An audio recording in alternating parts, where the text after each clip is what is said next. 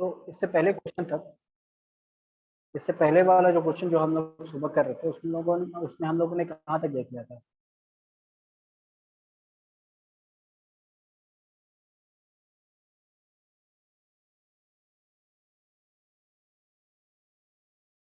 उसमें हम लोगों ने कहाँ तक देख लिया था?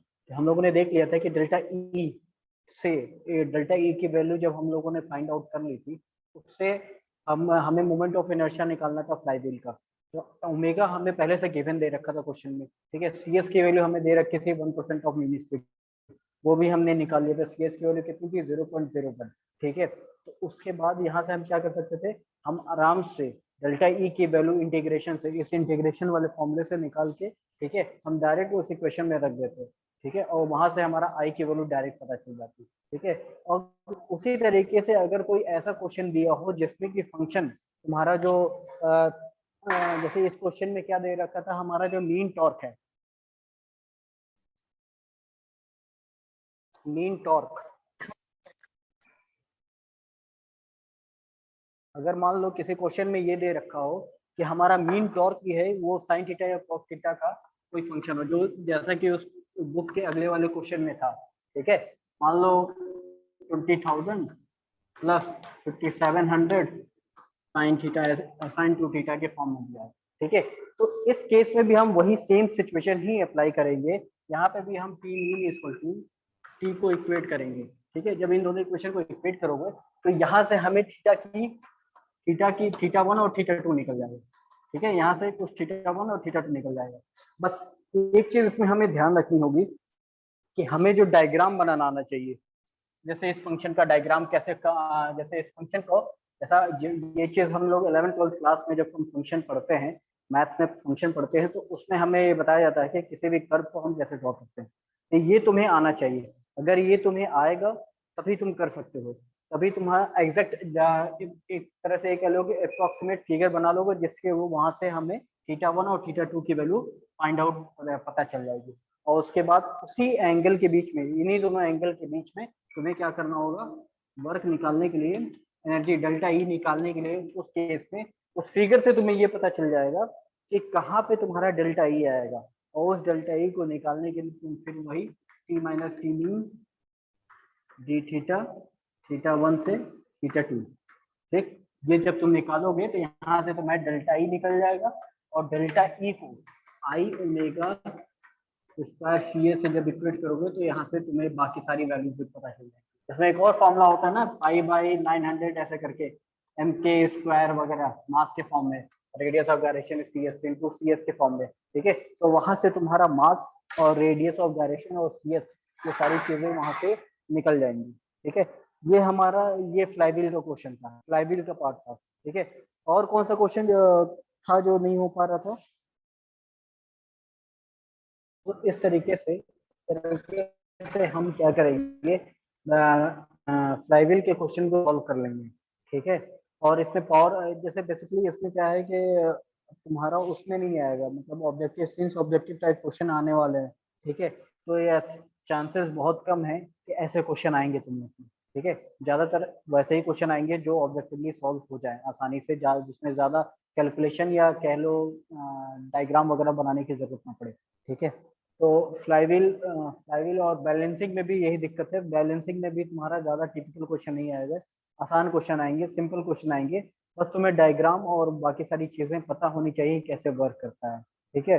बस कि जैसे फोर्स है, अगर फोर्स वेक्टर लग रहा है, फोर्स क्या है, जो तुम्हारा फोर्स पॉलीगन बनाओगे तो उसका जो डायरेक्शन होगा वो फोर्स के डायरेक्शन में ही होगा, जिस डायरेक्शन में फोर्स होगा। बाकी दूसरी चीज उसमें ये देखना होगा कि उसमें कुछ नेगेटिव तो नहीं है फोर्स के। तो ज्यादातर केसेस में तो फोर्स में नेगेटिव नहीं होता है, नेगेटिव नहीं होता है, सिर्फ कपल पॉलीगन में ही नेगेटिव होता है, तो उसके अकॉर्डिंग हमें चेंज करना होता है, ठीक है। कपल पॉलीगन भी उसी के अकॉर्डिंग लगेगा, बस जहाँ नेगेटिव होगा उसके अपोजिट डायरेक्शन में लगेगा। वहीं से बस तुम्हें डायग्राम बनाने आना चाहिए। जो तुम रिलेटिव वेलोसिटी या वेलोसिटी डायग्राम में जो तुमने डायग्राम वेलोसिटी मैकेनिज्म में बनाया था, वो तुम्हें आना चाहिए, उसी के अकॉर्डिंग ये सारी चीजें होंगी, ठीक है।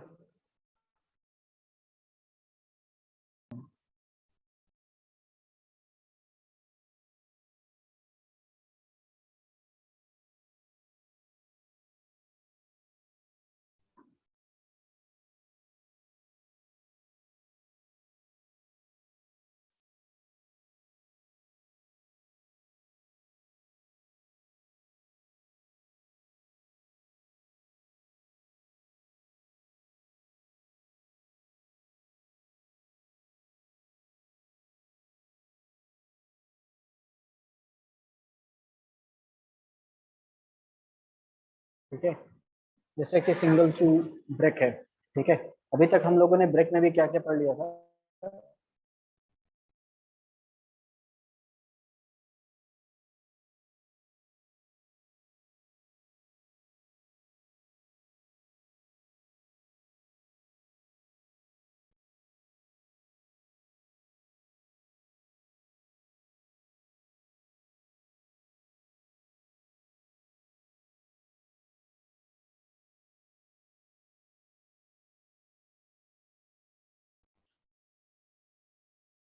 ब्रेक में हम लोगों ने क्या क्या पढ़ लिया था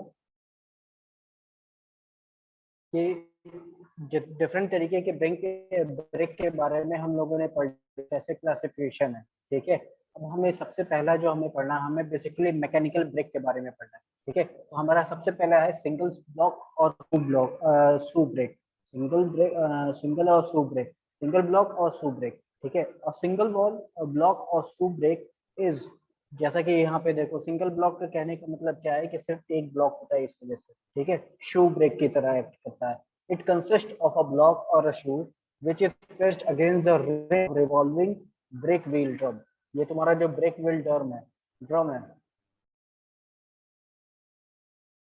ये जो तुम्हारा ब्रेक व्हील ड्रम है, ये ये तुम्हारा ये ड्रम है, इसके ऊपर ये सिंगल शू, ये एक तरह का शू, जैसे हमारा जो ब्रेक में क्या होता है, ब्रेक शू, ड्रम ब्रेक देखा है, ड्रम ब्रेक में क्या होता है कि ये इस तरीके से ड्रम ब्रेक होता है।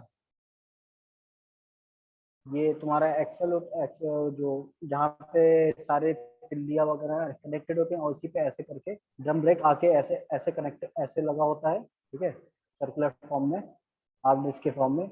और जैसे ही हम ब्रेक प्रेस करते हैं, ये क्या करता है, इसको प्रेस करने लगता है। जैसे कि यहाँ पे अगर हम ब्रेक प्रेस करते हैं तो ये क्या हो रहा है, यहाँ पे ये वाला पोर्शन इस व्हील को जाके इसके मोशन को रोक रहा है। ठीक है, मोशन से कनेक्ट हो जा रहा है या उसको उससे चिपक जा रहा है, इसकी वजह से उससे क्या हो रहा है, फ्रिक्शन की वजह से रुक रहा है। ठीक है, this the block is made of a softer material.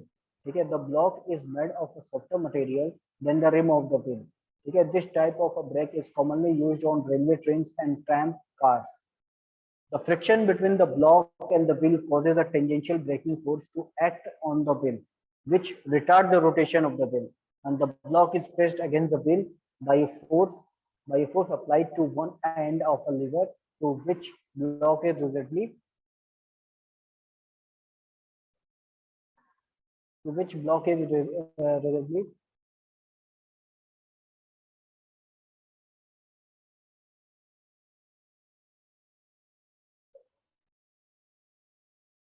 to which rigidly fixed. The other end of the lever is pivoted at the, होता क्या है कि यहाँ पे ये जो फलक्रम इस पॉइंट के अबाउट, ये जो तुम्हारा ये पूरा का लीवर इस पॉइंट के अबाउट फिक्स्ड है। ठीक है, ये तुम्हारा व्हील है, ये इस तरीके से रोटेट कर रहा है। तो जब भी हम ब्रेक लगाते हैं, ठीक है, ब्रेक हम लगाएंगे तो क्या होगा, जब इस डायरेक्शन में हम ब्रेक लगाएंगे तो ये क्या होगा, ये जो ब्लॉक है हमारा, यहाँ पे ये जो ब्लॉक है, ये क्या होगा, ये जब ब्रेक लगाएंगे तो इस पे क्या करेगा, कनेक्ट करेगा। ठीक है, व्हील से कनेक्ट होगा, मतलब उसको टच करेगा, टच करने के बाद व्हील मूव कर रहा है, एक बॉडी स्टॉप है और दूसरी व्हील मूव कर रही है। उसमें क्या होगा, दोनों के बीच में फ्रिक्शन फोर्स जनरेट होगा, और वो फ्रिक्शन फोर्स उसके मोशन को, फ्रिक्शन फोर्स किस डायरेक्शन में जनरेट होगा, यहाँ पे ये चीज बहुत जरूरी है देखना कि हमारा फ्रिक्शन फोर्स किस डायरेक्शन में हमारा फ्रिक्शन फोर्स जनरेट हो रहा है। अब देखोगे कि जब ये बॉडी ऐसे मूव कर रही है, इस डायरेक्शन में मूव कर रही है, तो टेंजेंशियल फोर्स इस पे इस डायरेक्शन में लगा, लेकिन फ्रिक्शन फोर्स क्या करेगा, पीछे की ओर लगेगा। ठीक है, इस तरीके से हमारी स्पीड को ये रोक देगा। ठीक है, और जब ये एंटी क्लॉकवाइज जब वो लगेगा। ठीक है, अब यहाँ पे देखो, जब इसका डेरिवेशन देखते हैं, if P F force applied at the end of the lever are a normal force pressing the brake. ठीक है, normal force pressing the brake lock on the wheel R radius of the wheel. Two theta क्या है, ये angle, to theta क्या है, ये वाला angle. ये जो तुम्हारा सरफेस है, जो ब्रेक तुम्हारा बैंड ब्रेक है, ये कितना इसका एंगल यहाँ पे सस्टेन कर रहा है, वो टू थीटा है। ठीक है, ये कितना एंगल यहाँ पे सस्टेन कर रहा है, उसको टू थीटा कहा गया है। ठीक है, mu coefficient of friction F T क्या है? टेंजेंशियल ब्रेकिंग फोर्स और frictional force acting at the contact surface of the block and the wheel. ठीक है, वही कह रहे हैं if the angle of contact is less than 60 degree, ठीक है, then it may be assumed that the normal pressure force between the block and the wheel is uniform. In such cases, tangential braking force on the wheel कह रहा है कि अगर contact angle of contact ये जो तुम्हारा है अगर ये 60 डिग्री से कम होता है then it may be assumed that normal pressure between the block and the wheel is uniform. And in such cases, tangential braking force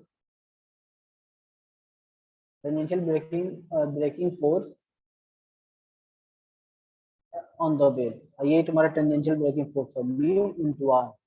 ठीक है, ये तुम्हारा वो क्या कहते हैं नॉर्मल रिएक्शन फोर्स लगेगा जितना उसको फोर्स लग रहा है। ठीक है, ब्रेकिंग टॉर्क कितना हो जाएगा? Force into radial distance. ठीक है, R, radial distance R, F T into R, ये mu R N into L हो जाएगा, mu into R into R N into R. ठीक है, ये तुम्हारा हमारा ब्रेकिंग टॉर्क हो जाएगा।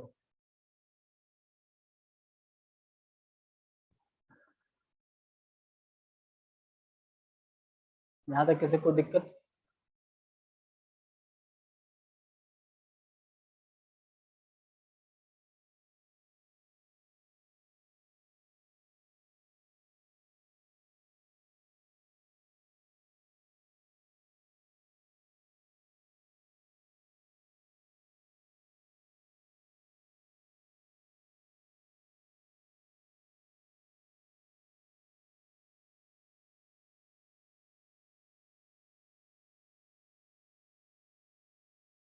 यहाँ तक किसी को भी दिक्कत है तो पूछ लो।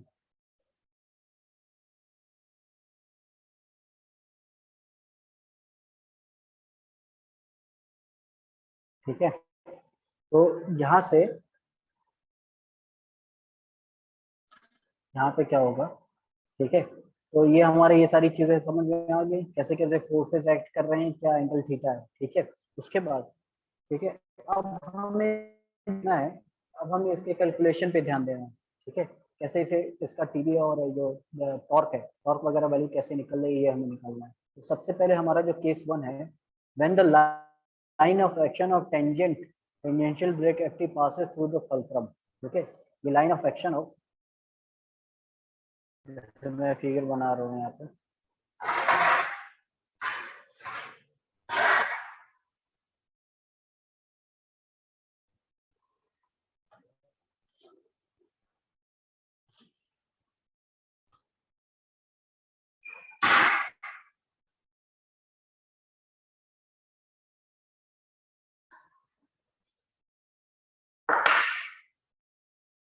ये कुछ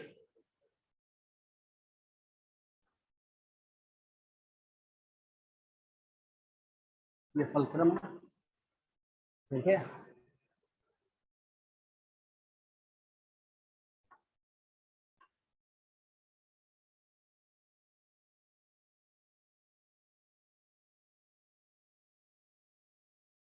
ये तुम्हारा एंगल ऑफ कांटेक्ट है 2 थीटा।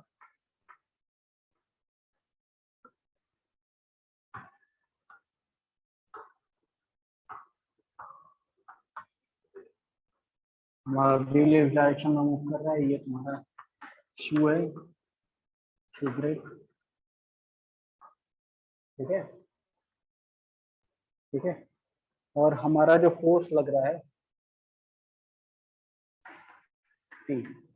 ठीक है, ये हमारा बेसिक मतलब बेसिक मैकेनिकल ब्रेक जो है हमारा उसका ये डिफाइन वो है, डायग्राम है।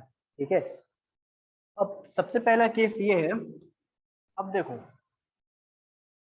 अब सबसे पहली चीज एफ टी के टेंजेंशियल ब्रेकिंग फोर्स उस पर कितना लग रहा है। ठीक है, टेंजेंशियल ब्रेकिंग फोर्स कितना लग रहा है। ठीक है, हमें वो देखना है। एक minute,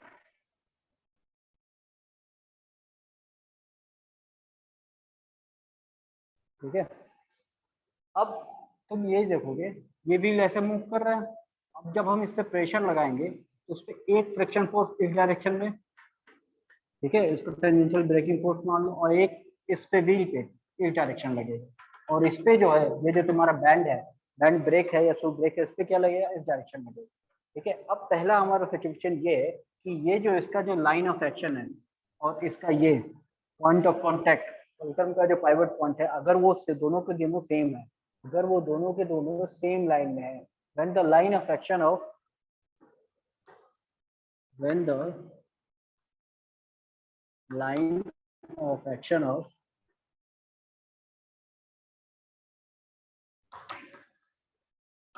tangential force, when the line of action of tangential brake force, tangential braking force,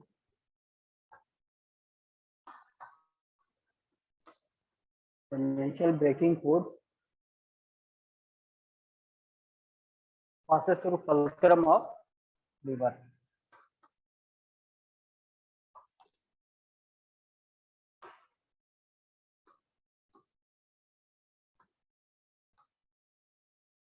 ठीक, मतलब ये जब इससे पास कर रहा हो, मान लो ये लाइन ऑफ एक्शन सेम है इसकी, ठीक है।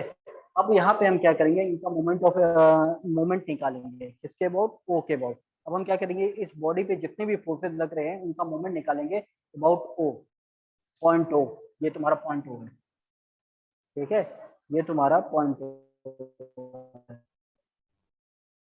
ठीक है। तो अब देखो पॉइंट ओ,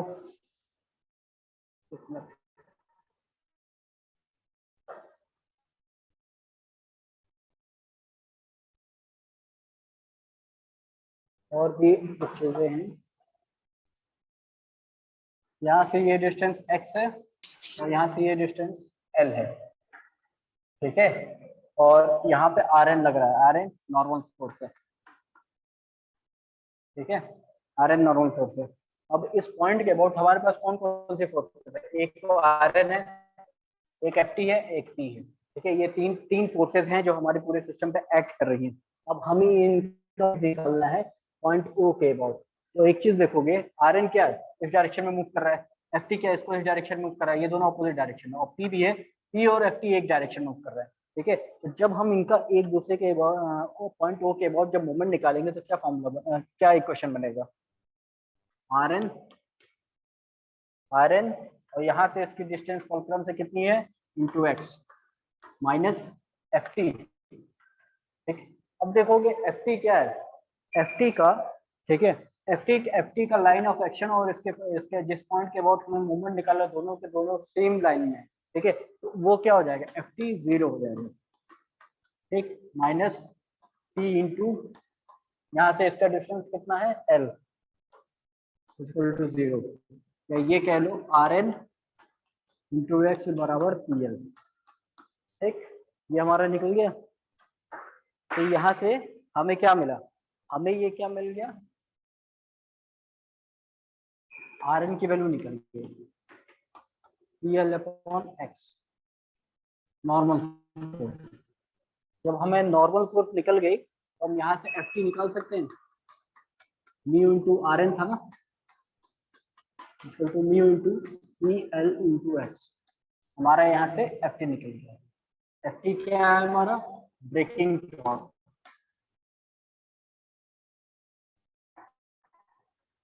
ब्रेकिंग फोर्स, ब्रेकिंग फोर्स, ठीक है, ये हमारा क्या मिल गया, ब्रेकिंग फोर्स। अब इसके बाद हमें क्या निकालना है, हमें ब्रेकिंग टॉर्क,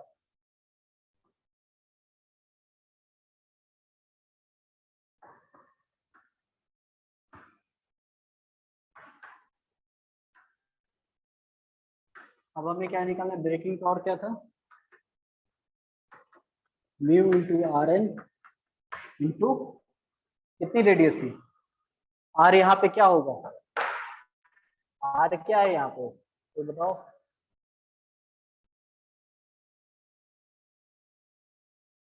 आर यहाँ पे किसकी रेडियस है, आर यहाँ पे व्हील की रेडियस है इंटू आर,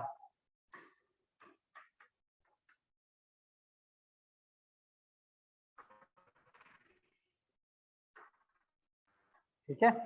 अब जब इस वैल्यू को यहाँ पे पुट करेंगे तो ये कितना आ जाएगा, mu P L into R by X, ये हमारा आ जाएगा ब्रेकिंग टॉर्क, ये हमारा इतना आ जाएगा ब्रेकिंग टॉर्क।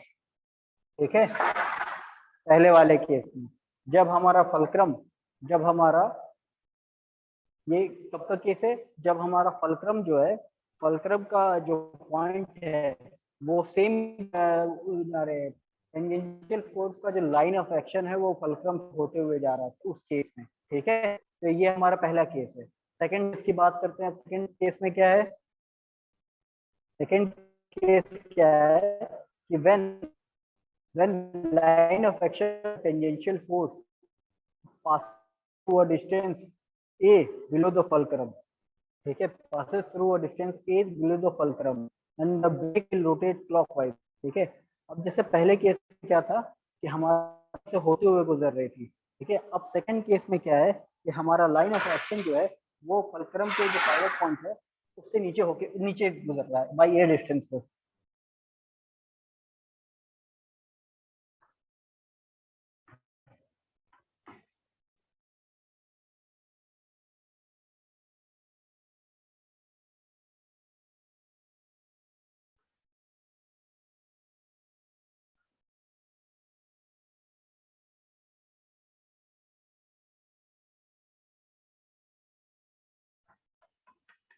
ठीक, इसकी ध्यान रखिएगा। और ये डिस्टेंस मान लो, ये डिस्टेंस तुम्हारा ए है। ठीक है, ये डिस्टेंस तुम्हारा ए है, बाकी सारी चीजें सेम है। 2 थीटा आर एन, ठीक है, यहाँ से इसकी एफ और यहाँ से वो पी लग रहा है, इसका डिस्टेंस एन। ठीक है, तो सेम वैसे ही सिचुएशन। ठीक है, अब इसमें भी हम क्या करेंगे, सेम उसी तरह इससे पहले जो निकाला था। ठीक है, ठीक उसी तरीके से अब हम इसमें भी क्या करेंगे। अब देखो इसमें कौन कौन से फोर्सेस लग रही हैं।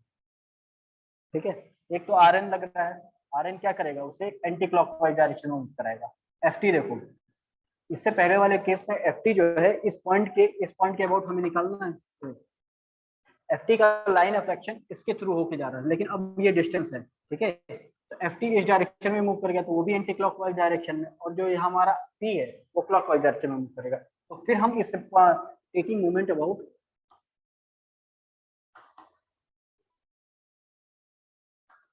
About O. ठीक है, तो आप देखो R N into X plus F T into A is equal to P into L. ठीक है, यहाँ से हमें ये मिल गया। ठीक है, P into L, P into L, तो यहाँ से हम आर एन निकाल सकते हैं। यहाँ से हम आर एन निकाल सकते हैं। आर एन क्या हो जाएगा, आर एन क्या हो जाएगा,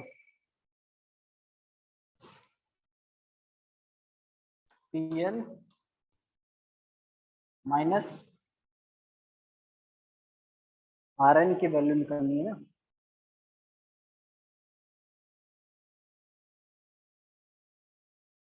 एक चीज देखो, हम क्या लिख सकते हैं, एफ टी को क्या लिख सकते हैं, एफ टी को क्या लिख सकते हैं, म्यू आर एन इंटू ए बराबर पी एल। ठीक, तो यहाँ से आर एन की कॉमन में एक्स प्लस म्यू इंटू ए बराबर पी एल। ठीक है, तो यहाँ से हमें आर एन की वैल्यू क्या आ जाएगी, P L upon X plus mu into A, R N की वैल्यू ये आ गई। ठीक है, अब जब आर एन की वैल्यू निकल जाएगी तो हम बड़े आराम से क्या निकाल सकते हैं, ब्रेकिंग टॉर्क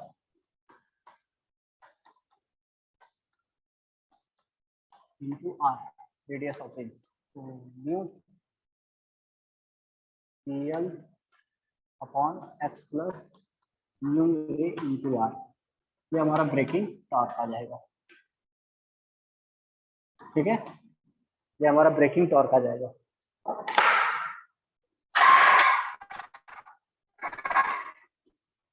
ठीक है,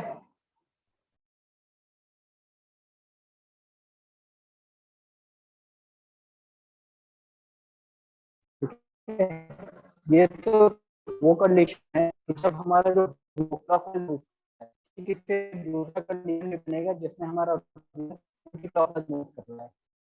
ठीक है, तो दोनों सिचुएशन फर्क इतना आ जाएगा कि नीचे जो फॉर्मूला है दोनों सिचुएशन में